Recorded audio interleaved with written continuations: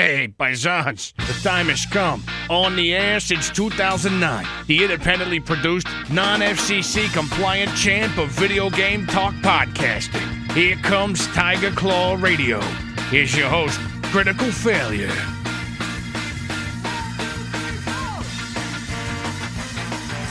Checking the old mic. How we doing there? Welcome to Tiger Claw Radio, everybody. This is your host, Critical Failure. This is being recorded Monday morning at 6:11 a.m. That's right. We're down to the wire here. It's the Survivor series, the September series, where anything goes. That's bad tea. Okay. So this week we're going to talk some video games. We're going to listen to some jams. We're going to hang out and do what we do. Let's kick things off with a little something I put together over this past week, which is not something I usually do, but this one, I was really embracing low effort, lo-fi, and I just decided to head over to, Looperman, and I got a bunch of loops that other people made at 140 BPM. So yeah, technically I put this together, but it's a collaboration of a lot of different talented loop makers over at Looperman. So enjoy. You're listening to TCR. More when we come back.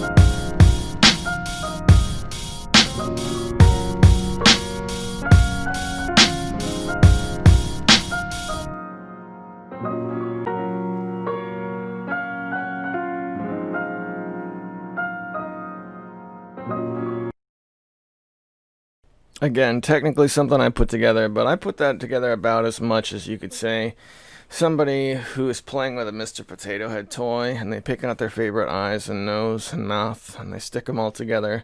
And then you hold it up and say, I have invented a toy. No, you haven't. You're playing with Mr. Potato Head. Such is the case with me and looperman.com or .org or wherever it was I downloaded all that crap from. But I was pleased with it. It was a good time. All right, let's talk about some video games. So, busy time right now, but I have some chill times coming. So, if you ever find yourself in a position where you're looking forward to a moment you can play games. Now, this might not be a situation like I'm in where I'm kind of waiting for a busy month to pass.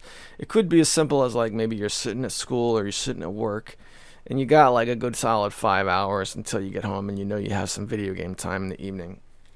What are some video game goals that you've never reached that you think might be fun? That's something I was really looking back on because I have a lot of games I really enjoy that I never did finish. Some of my favorite games ever I didn't finish. I never finished the original Resident Evil. I've gone back to play that many times, but I never actually played it to the end. So that would be one example of a video game goal that I have.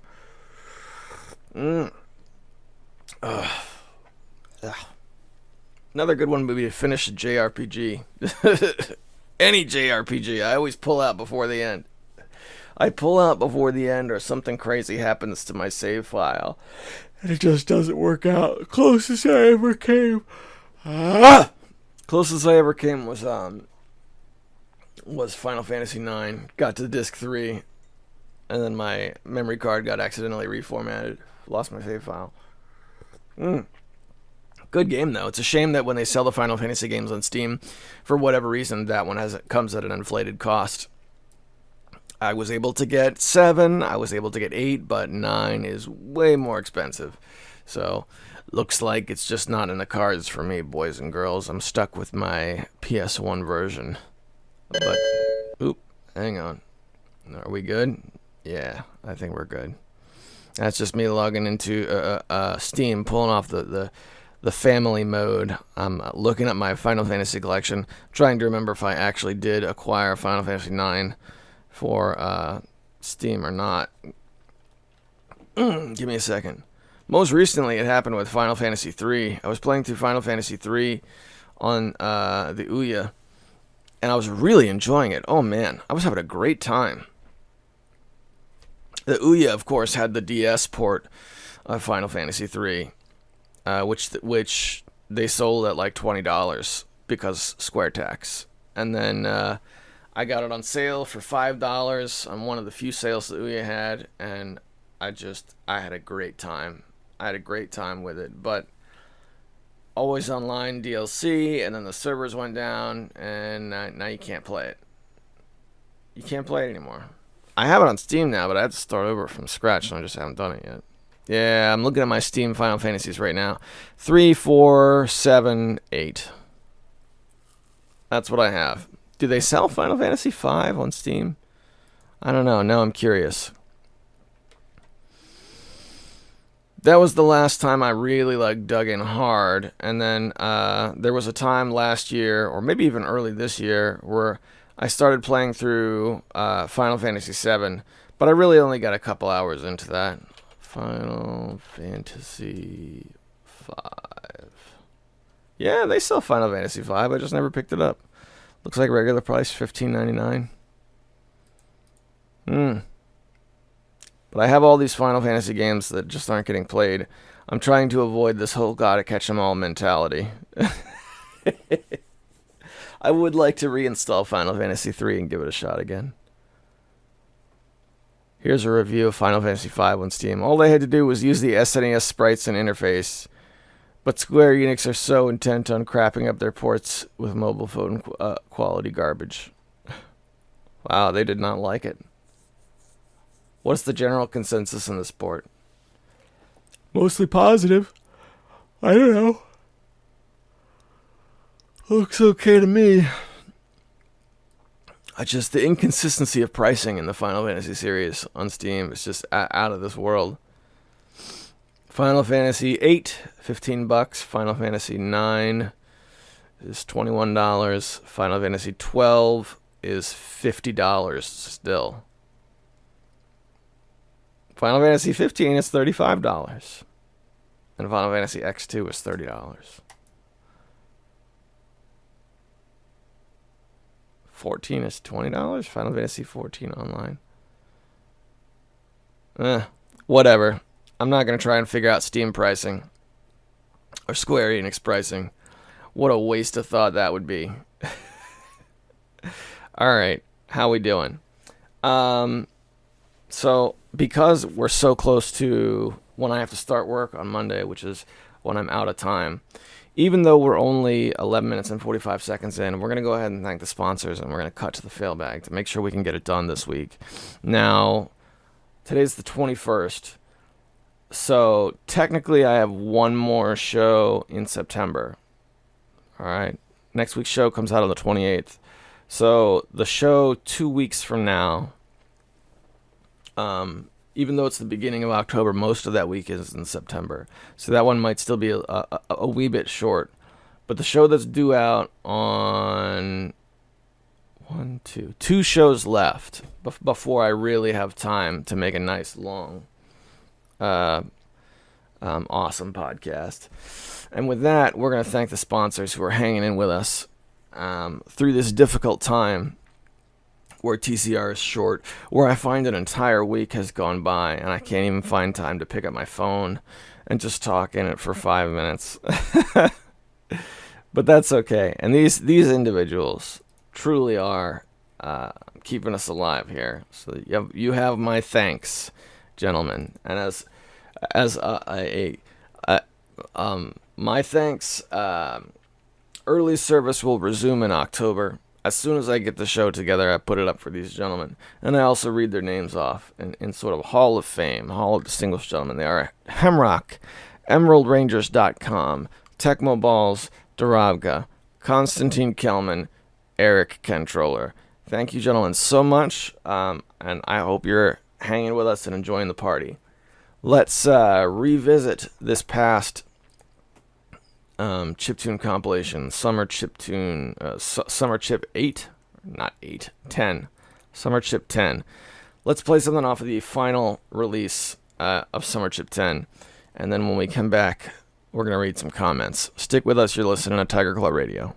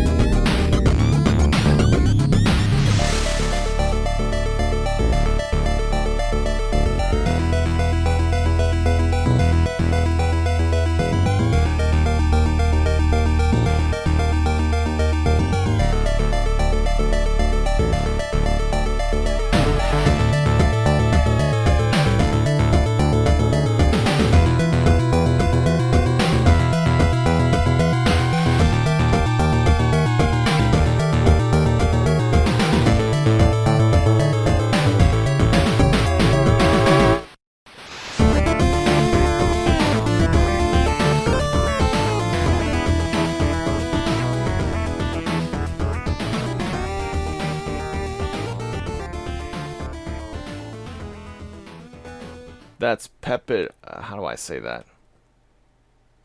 Petapano? The name of that track is Video Exorcist. Somebody made it. I can't read their name. It starts with a P, but they're on Summer. They're off of Summer Chip 10. We'll look them up. It's good stuff. We'll do one more chip tune, and then we'll go into the comments. Stick with us, Tiger Claw Radio.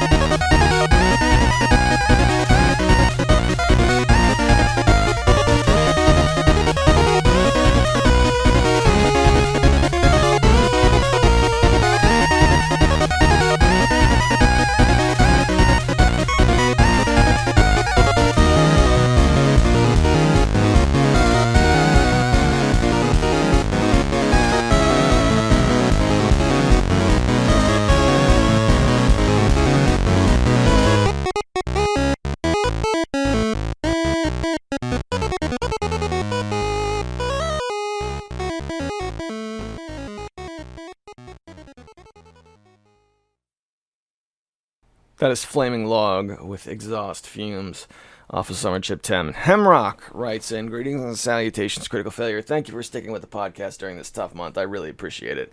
I totally understand if you don't have TCR out till Monday. Thank you, man. I apologize if you took offense to my YouTube comments on the last show, particularly in regards to the yawning. I didn't post it maliciously. I was trying to have a little fun. I actually really enjoy how TCR is so raw. As you mentioned, it adds flavor to the podcast, so keep doing what you're doing, mate. Not at all, man. Don't worry about it for a second. It's just bros being bros. I need you to rag on me sometimes, dude. That's how it works. It's fine, bro. All right, Final Fantasy 12 for the PS2 was awesome. I'm glad I'm not the only one who thinks that. Yes, it is. That is a great game. Yeah, I'm down with an online meetup to sprint through the first several turns of multiplayer Civ 2 scenario. Hey, Sean, or anyone else for that matter, would you be up for joining? Man, that sounds fun. Are you doing anything special for Sonic's 30th anniversary? May I suggest a guest spot with Sendu on TCR for the occasion? That would be great. I haven't done a spot with Sendu in forever. Sendu, you out there, brother? Let's do a spot. We need to set it up. As soon as September's over and I have some time to breathe. Oh, yeah. We'll do TCR with guests again. Man, that was good times. Then we move on to a very interesting piece. He says, the Analog Pocket, the new Game Boy device, has recently been delayed.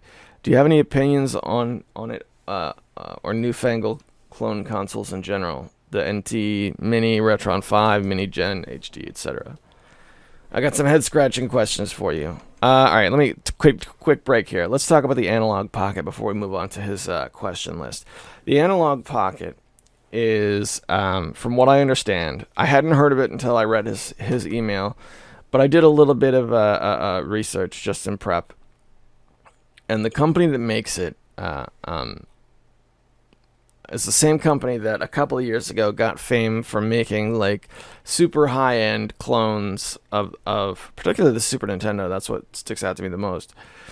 Where everything was cased in metal and it was remade with genuine parts, and it essentially functioned like an actual system as opposed to like a clone. But HD compatible, all the bells and whistles, everything you would hope for from a Super Nintendo game playing machine that came out to be used by today's standards. But they were also very, very expensive. So now we have that on the horizon for the Game Boy. And I looked at this thing, and super crisp, clear screen, plays multiple games, metal casing, looks dope. It really looks dope, especially since the Game Boy is like one of my all-time favorite systems. It really is one of my all-time favorite systems, especially over the past like 2 or 3 years. The Game Boy's been where it's at for me. This thing really does look amazing. It really does. $200 is a lot for a Game Boy. But I don't know, man. I was thinking about it when I checked this out. My main problem with it is not necessarily the cost of the system. It's that the system is so expensive, and then on top of that, some of the most impressive features are being sold as add-ons on top of that. For example, it's a high-end Game Boy, and it can dock just like the Nintendo Switch can, and you can play it on your TV with a Bluetooth controller. But that dock is separate, and then we don't know how much it's going to cost. It can also play Atari Lynx games and a couple other things, but expanding into the Atari Lynx requires an attachment, which we don't know how much it's going to cost.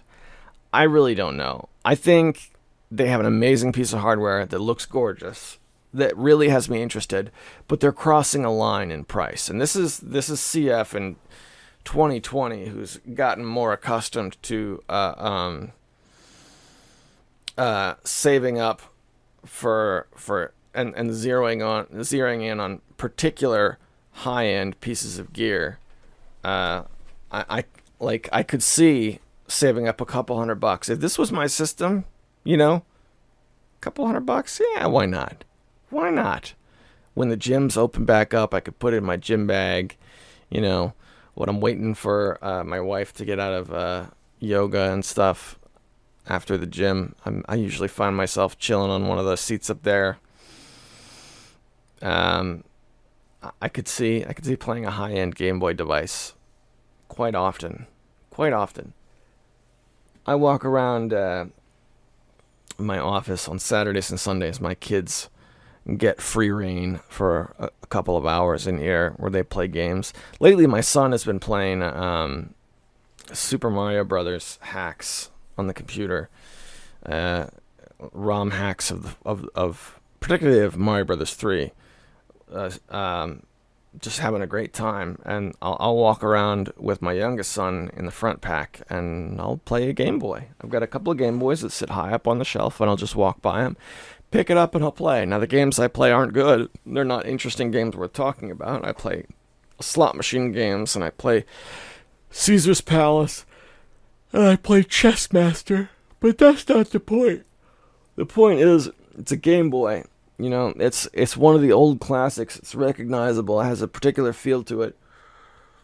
And even in my adult life, bathed in responsibility, it's accessible enough and familiar enough that I find time for it. It brings me a little joy. I could see putting some more money into that particular side of my collection, especially since I've cleared out some space now.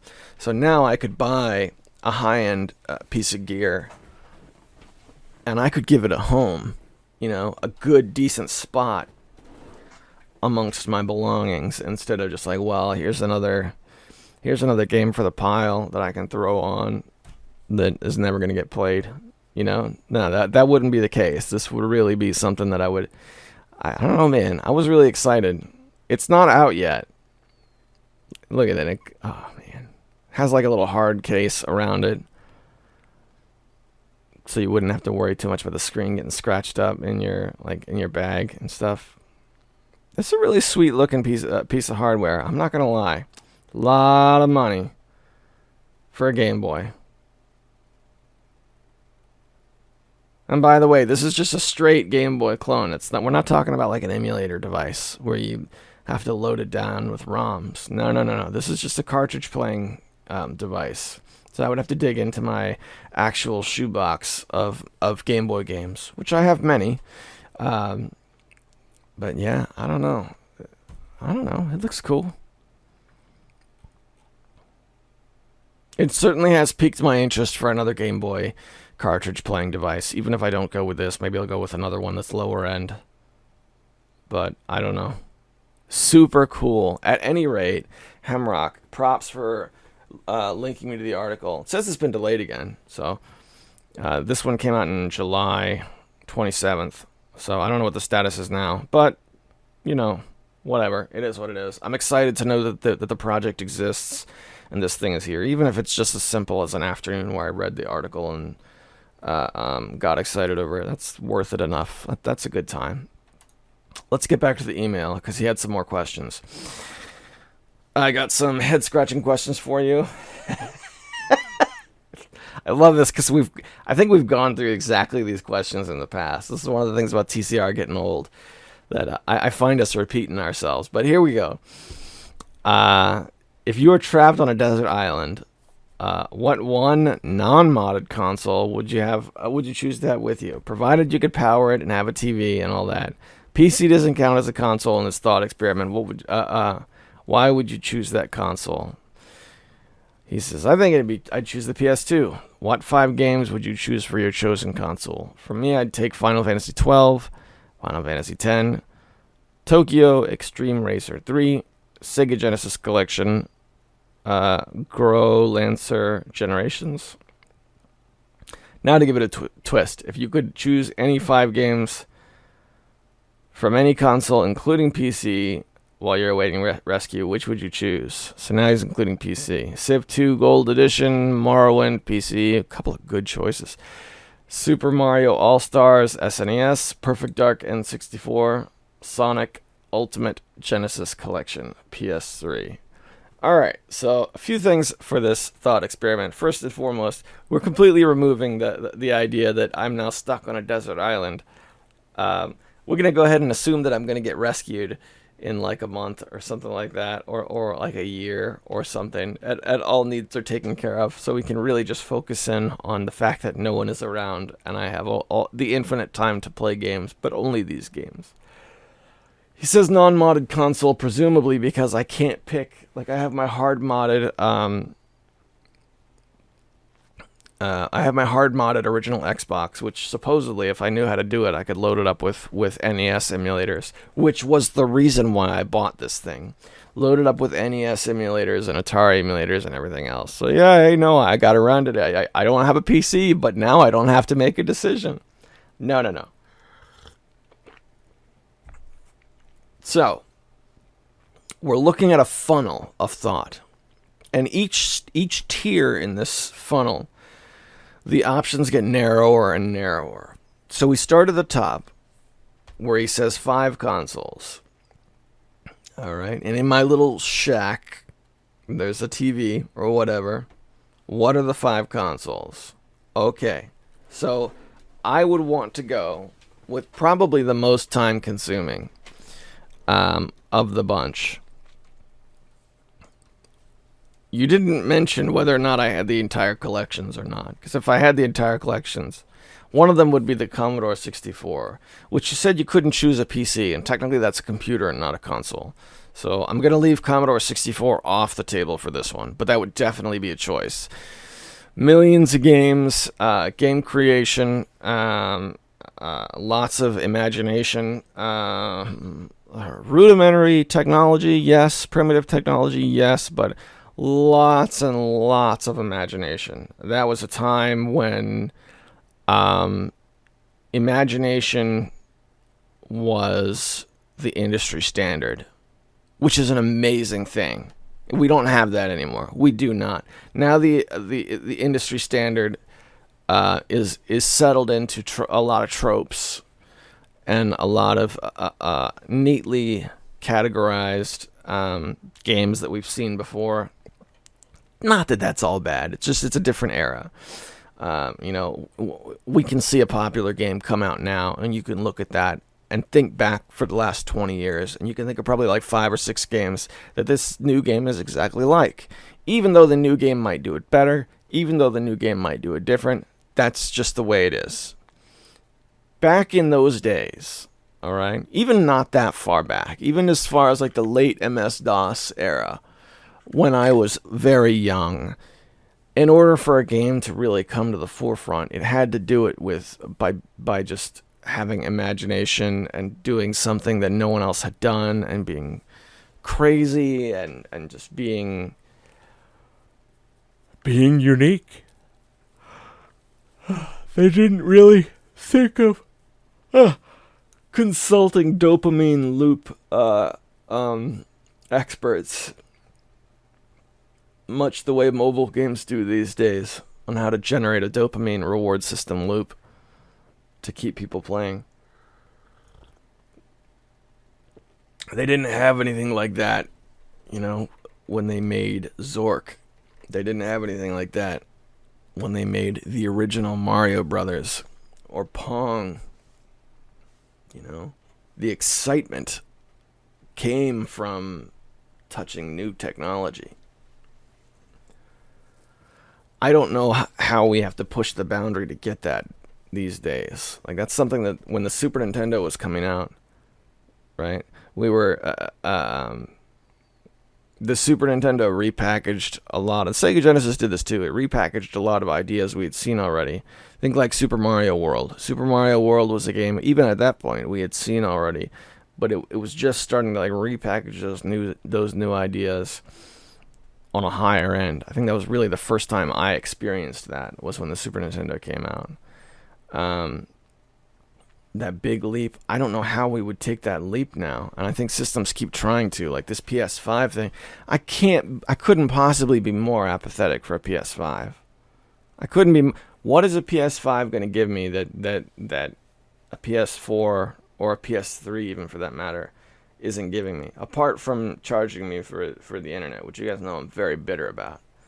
What could I get from a PS5? Higher graphics, higher polygon count? You already can't see the polygons. I don't know, man. What can we do? How can we push this ship forward? Get crazy. Give me a crazy idea. That's what I want to hear. When you talk about what the next game is going to be, I want a crazy idea that sounds bananas. That's what I want to hear.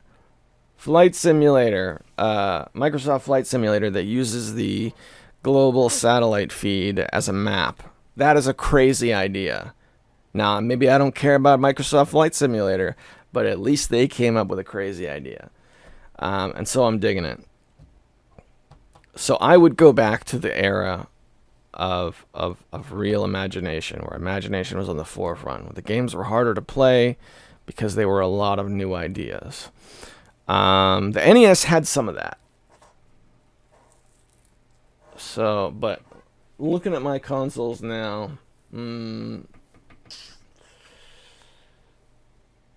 5 consoles, and I'm trying not to overthink it.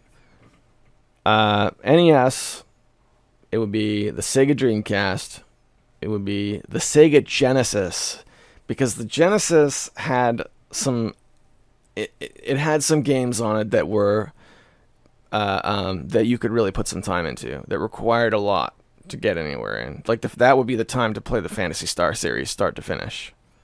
The first one was on the Master System, yes, but 2, 3, 4, whew. If you're stuck on a desert island and you've got nothing but time to burn and fish to eat and a shack to sleep in with power and an old CRT, let's sit down and play all the way through Phantasy Star 2, 3, and 4. The time has come, I say. That leaves me, 2 more choices? Wow, I don't know. What would my other 2 choices be? I kind of want to pick the original Xbox. Not a modded version, but a straight version. Because I'd want to have something that was modern enough. That's modern enough for me. I could get a couple of good FPSs on the original Xbox. The original Xbox, and I think the PS2, I think would be it. Because I love classic first-person shooters. I mean, you guys know Quake, all that stuff. But I don't need many of those. I feel like a good copy of the PS2 version of Unreal Tournament would satisfy that for me. Something where you could do custom bot matches, you could choose mutators, and things like that. The original Unreal Tournament, oh my gosh, never been topped. Never been topped, in my opinion. Not even by other games in the Unreal Tournament series. That game is in the world-class video games Hall of Fame in my heart. The original Unreal Tournament. I wish I could, like, drop $1,000 and get, like, a bunch of big box PC copies and just pass them out. It's that good, in my opinion. Everything the modern FPS does wrong, Unreal Tournament does right. All the tools are there to build levels. It came packaged with 32 levels, right? The whole concept of maps being an expensive thing or a rare thing, none of that. Tons of guns, right? Everything was colorful. It was creative. The sounds were awesome. Oh my gosh. Super, super fast-paced. What an awesome game. That is like the industry standard of what an FPS should be, and never has been again. Never has been again. If you'll forgive me that little tangent. Which is what these thought experiments are really for, aren't they? That's that place where you can go back there and really remember those things. Not just recite the words, but in your heart and in your mind, go back and remember that. That's what these thought experiments are for. I can't remember my list as I went through it, but I know I gave you 5 consoles. Okay, no, you gave me 1 console. Wow, so yeah, that 1 console will be a PS2. I'm right there with you. Yeah, so what would the 5 games be for a PS2? So let's focus down. I'm going to pick 5 games for the PS2 for my desert island that are not in your list. Now, you chose Final Fantasy XII, Final Fantasy X. Both good games. Final Fantasy XII in particular, there's a lot of gameplay there. A lot of gameplay in a complex story that if that's your thing and if you have the time, you could play that multiple times. So that's a good pick. You also got Tokyo Extreme Racer 3. I like that you're covering multiple genres. But then here's the sticky choice. Sega Genesis Collection. Yes, I agree it's a good desert island game, but I also feel like part of the reasoning behind a thought experiment like this is to zero in on a few specific games, and that particular choice is a collection. So I'm not going to choose any collections, and there's a lot of good ones for the PS2. I mean, if I wanted to find a loophole to get around just picking 5 games, I would pick 5 collections for the PS2, and then I would end up with like 50, 60 games or something like that. Right? Because there's a Genesis collection, there's like an Intellivision Atari type collection for the PS2. I know there's at least one SNK collection. You could take Metal Slug. Metal Slug has a collection for the PS2. And the Namco Museum. How many is that? What are we up to? Is that 4 or 5? Sonic Mega Collection. That's a good game. Good choice for the Sonic anniversary coming up here. I would want to spread out, cover the basic genres. Okay? So, wow, you know what? This is really worth stopping and thinking about. All right, I got it. I got a list. Unreal Tournament. Okay, Untopped. FPS. Yes, the computer version's a little better, but we're on a desert island, so we're not talking. Isolation is the name of the game, so internet multiplayer is off the table. Unreal Tournament, good choice. I would also pick Gran Turismo 3 or 4, probably 4. The one that remakes my beloved Laguna Seca racetrack, which I believe is 4. Great simulation mode. There's better racing games, but having the progression, the ability to roleplay just a wee bit, Gran Turismo is a good game. It is a decent racing game that did a lot of good things for the genre. I would also pick Tony Hawk's Pro Skater 3, which was the culmination of the Tony Hawk's Pro Skater series, in my opinion. It was the last game before it got weird. It was the game where they perfected the level designer. I made a lot of really great courses for Tony Hawk's Pro Skater 3. I would pick Soul Calibur 2 for my fighting game. That was a tough choice. A lot of good Capcom fighting games, but ultimately Soul Calibur 2 I think is the most comfy, the most pleasing, which is ultimately I think the most thing. At least where I'm at in my life right now, that's the most important thing to me. Is something that's comfortable and pleasing, feels good to play. It takes me away a little bit of my imagination. And the final pick. If you're trying to escape where you are, what better pick than Dragon Quest VIII? All right? I want to make it through a JRPG one day. I'm never going to make it through a Dragon Quest game. That's just not happening. But we're on a desert island, man. I have no idea when the Coast Guard's going to show up and start shooting flares off or whatever it is they do. I've got, I'm living in a cave talking to a volleyball, spearing fish with homemade spears out of rocks. I got a great big burly beard. For all I know, I don't have a PS2, and all this is happening inside of my schizophrenic mind in order to keep me alive. And I'm just staring at a rock. I'm playing my PS2. But in my demented fantasy, that's my pick list: is Unreal Tournament, Gran Turismo 3 and 4, Tony Hawk Pro Skater 3, Soul Calibur 2, Dragon Quest 8. Start the day with a nice leisurely drive in Gran Turismo. Just sort of chill out. Gran Turismo is a tough game.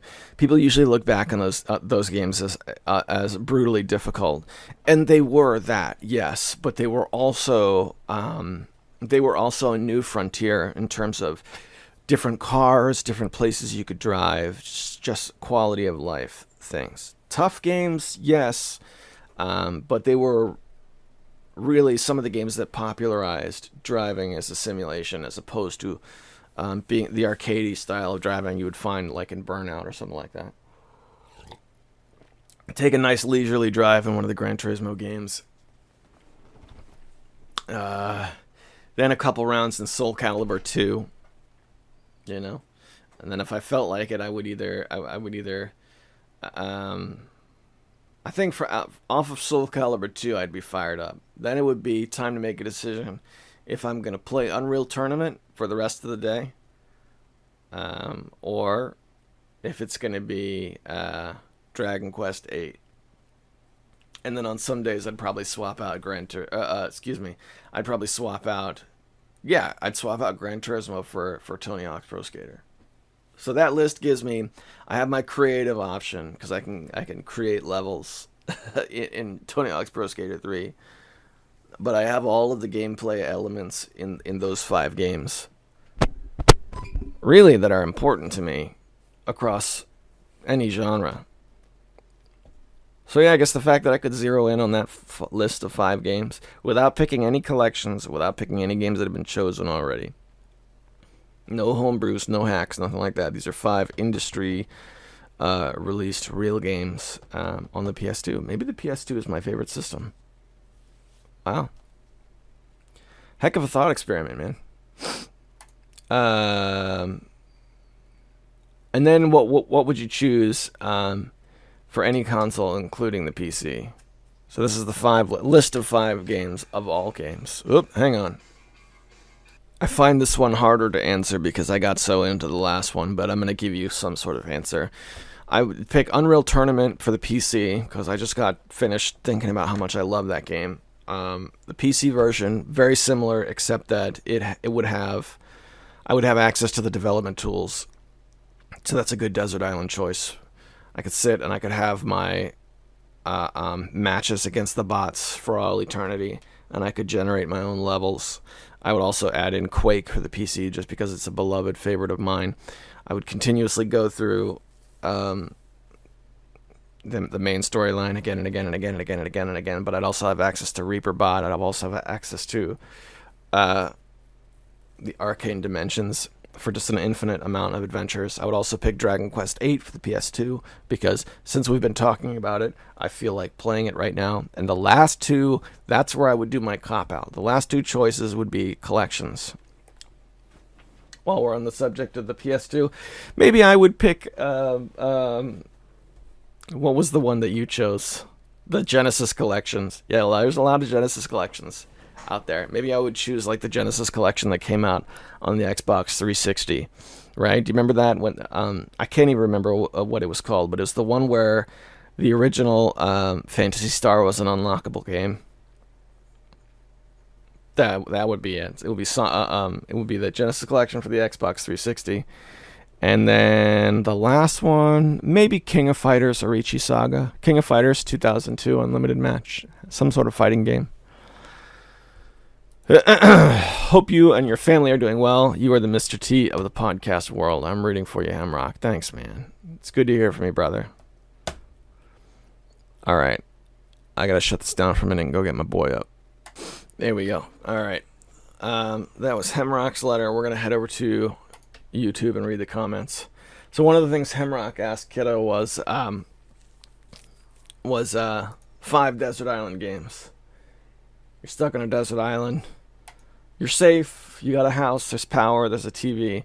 But you can pick 5 video games from any console under the sun. And that's what you can play until you get rescued. What are those games? What do you think? If I had Mario Maker 2, that one game would probably satisfy me for a good long time. Mario Maker 2. Yeah, it's a good choice. It's like Mario Maker 2 and then just like 4 old standbys in case you needed a break. Like maybe Cloudberry Kingdom. Yeah, that's exactly what I was thinking. Cloudberry Kingdom, Territory Idol. Something like that. Oh my gosh. Almost there with the comments. I've got to go to the bathroom. All right, go for it. I'm out of time. I can't stop. I have to keep going, otherwise it's not going to happen. All right. Drop it back. Well, more comments than I thought this past week. Yeah, we got a few from the CME ambient collection announcement that I did last week. Yeah, here we go. Death Adder writes, yes, WWF No Mercy was the game that had the song Dig Dig Diggity Dog playing in loop for no reason whatsoever, and it's amazing. Amazing in an I want to take you for a ride kind of way in Marvel vs. Capcom 2. I know I've sort of flirted with the idea of PC Gaming Master Race in the past, but I really feel like this next console generation would be the right time to do it. Although, even after doing some mild research, I feel like I'd have an easier time landing a 747 than building my own PC. I've looked up pre-built gaming PCs on YouTube, and every time it's just a video of some 20-year-old kid laughing at how bad they are. So I figure that's not a smart option. There are 2 guys called the Toasty Bros that I swear must be cousins of Pat the NES Punk. Same style of punchable faces. At the end of the day, a PC would be powerful enough to emulate PS3 and Xbox 360 games and be able to run Dead by Daylight would meet my needs. I probably won't be getting it, but that $300 Xbox Series S is kind of tempting. Both normal people and weirdos have been praising its specs and price point. Sony is going to have to bring a lot more than just to the fight than just Spider-Man and Uncharted this next generation. Sony's been a powerful force these days, but there's no way their headquarters in Japan wasn't flooded with giant anime sweat droplets during Xbox's announcements. Got a lot of replies off that one, Death Adder. Looks like nearly the entire crowd. Mecha Menace and Alex Swingle. Yeah, you know, this is a good time to get a PC, actually. Swingle and I were talking about that the other day. First of all, building a PC is not that difficult. If you head over to PC Parts Picker and just look at some of the builds, it's really only 6 components. 6 components that are keyed to fit together. You just have to buy 6 components that are compatible. Actually, assembling a computer couldn't be easier. It's not hard at all. You could do it. The hard part is choosing compatible components, and for the most part you can have people do that for you for free. Hey, I'm trying to get a computer that can play PS3 games and run Dead by Daylight. What would you suggest? And then people will pick them out. That's what I did. Worked for me. Doesn't have to be that complicated. Let's read the replies. Mecha Menace writes, if history repeats itself again and again, Sony's current position will fuel its hubris. Hot words from Mecha Menace. Alex Swingle writes, I'm happy that they're making a PS4 and an Xbox One cheaper than ever with these extra copies of the consoles. Looking forward to the PS4 and Xbox One being my last console generation. Ooh, brutal PC crowd here. Death Adder, are you saying you're going to pick up a cheap PS4 and Xbox One? If you've got Steam and Windows 10, then you've got every last-gen game almost. Just watch a Let's Play of Spider-Man and you're good to go. Unless you want the fun of collecting, then more power to you. Wait, there's more. I sort of started collecting for the 360 recently, but flaked out. Those games are like $5 shipped, the way things should be. Yeah, there's some good games for the 360 that are mega cheap. Oh, that's my alarm. I did that already. That is a good system to collect for. I would recommend just taking the DVD cases and throwing them right in the garbage. Take the discs and put them in a big CD folder and get rid of the cases. You don't need them. You really don't. Alex Swingle responds, I haven't gotten Windows 10 yet, but your point still stands. I'm talking like spending $200 to $250 for a PS4, maybe a Pro, in 6 months. Every console has exclusives as well as random titles I've never heard about, making it worth getting. I mean, just the PS3 and 360 era have most of the major titles on PC too, but I still bought a PS3 for local co-op games to play with my niece and nephew. As I looked for more games to potentially play with the kittens, I saw some special titles like Book of Spells and the PS Move that are worth getting for the PS3. I figure the same thing will happen for the PS4. And yeah, this is a really good point. While Swingle was doing his PS3 exploration, he brought a lot of really interesting stuff to the table, particularly with the Move. If I remember this right, Alex, you talked about the Move as if it was like the perfect home light gun experience. A lot of light gun games made with the PS Move that sounded pretty fun and pretty affordable as well. So yeah, there is that. I'm looking forward to the PS4 being in that $5 game tier. It's not sustainable, man. There's no way we can keep getting consoles like this that just do nothing except make the old console obsolete. There's no way. Something's going to happen to change in the industry. I don't know what it is, but there's going to be some sort of change. That is it. Is that all? No, there's a couple more. Yeah, there's a couple more. Here we go. We got to go up.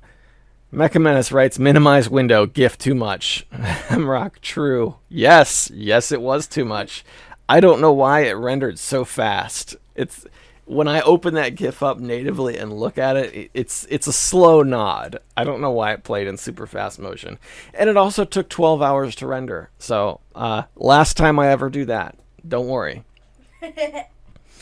Mecha Menace writes, starting off the show with another song that would fit perfectly in a Sonic game. Reminds me more of the mellow jazz and Knuckles Chaotix, but not as filled out as those tunes. Do you have a 32X, CF? I do not. I wish I did, though. I looked at them many times over the years. 41 minutes in. Kaio is up to $2,000 complete in box. Sheesh. Last time I looked up Kaio, it was $50 for a complete reproduction, like with a case and everything. And it's a disc-based game, so if you're going to play a reproduction, you might as well just bring your own copy. But we're going to look it up on eBay right now, assuming you can even buy it off of eBay. Yeah, there it is. Sega CD Grail, Kaio Flying Squadron, CIB. $2,900, $2,999.99. There's a reproduction case for $8. And then you put your little CDR in it. There's your $2,000 game. And that's the problem with collecting, man. High-end games. In my opinion, high-end games don't have any... They don't offer anything that you can't get elsewhere. Panorama Cotton for the Sega Genesis. I got that for $5. A good buddy of mine had it. He got his for like $300, something like that. I just bought the Repro. It's the same to me. I know it's not the same to everyone else. Mecha Menace has called me out on this before. He's like, it's the collecting mentality. It's a different mentality. They have different priorities. I get it. It's just that, I don't know. You have to be able to look at those two things and see something different. And I do not. I'm looking at this $3,000 game, and I'm looking at this $8 game that are the same game, and they're the same to me. Maybe that's a personality flaw on my part. Could be. I don't know. But that's a choice that would put $2,994 or $93, $92 in my pocket still. So I'm okay with that. Doesn't 101 writes, oh wait, there's more. Your being adult speech is so depressing. When I was a bonny lad exploring the forest behind my house, I never thought adulthood was about stripping away any enthusiasm for things you do in life in order to survive. Some may say the millionaire movie stars have it better. Maybe. I'm sure they have to keep up the work to afford that lifestyle. The key is taking on as little responsibility as possible. Always plan ahead. There's so many unprepared people that should have thought ahead prior to their relationships, and kids when they don't have any money or time to support it. It's really a bummer here in the United Soviet States of California. There are programs that are meant to boost the community by supporting people financially. The problem is that people raise the cost of living in response, so there's no relief. Nevada is looking really good right now. I just clicked away. What did I do? Where did it go? Where did it go? What happened? What happened to his comment? Let me help. What did I do, kiddo?